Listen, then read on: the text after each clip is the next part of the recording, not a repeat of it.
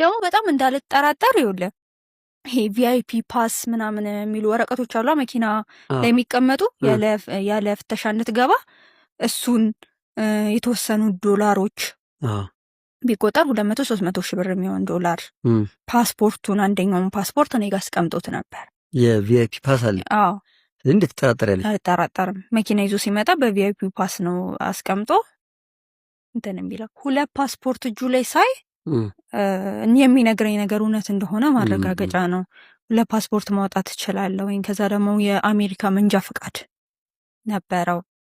የአሜሪካ መንጃ ፍቃድ እናቴ የባለስልጣን ሚስት ነበረች። አባቱ ባለስልጣን የደህንነት አባል ነው። በሱ ምክንያት ብዙ ሰው ታውቃለች። እና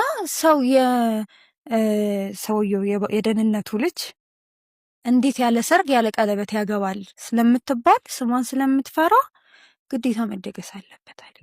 እዛ የድግሱ ብር እኮ እኛ በጣም እንቋቋምበታለን አልኩት።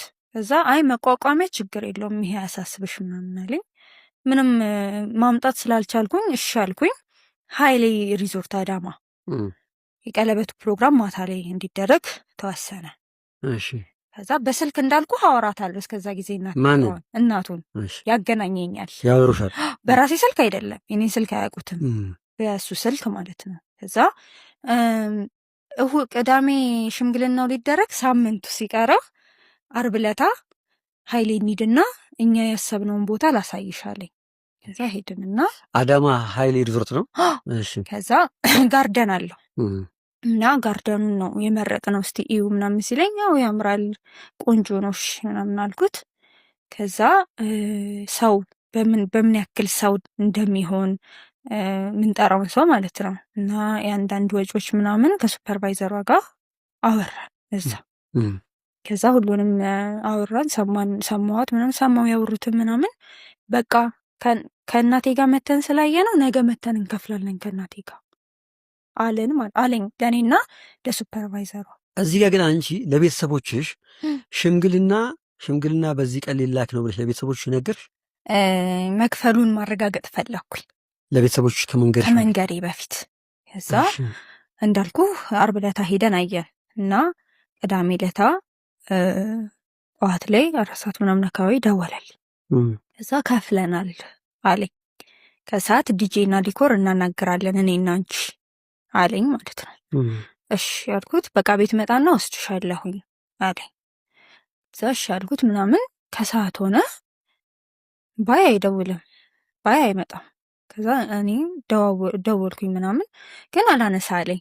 ከዛ ትንሽ ቆይቶ ምናምን አነሳና ዛሬ መምጣት አልችልም በቃ ነገ እናዋራለን ዲኮሩን ምናምን አለኝ። ከዛ የሆነ ቅር የሚል ነገር አለ አይደለ ውስጥ ቅር አለኝ። ከዛ እስቲ ቆይ ይሄን ነገር ብዬ ከቲክቶክ ላይ የሀይሌ ሪዞርትን ስልክ አወጣውኝ።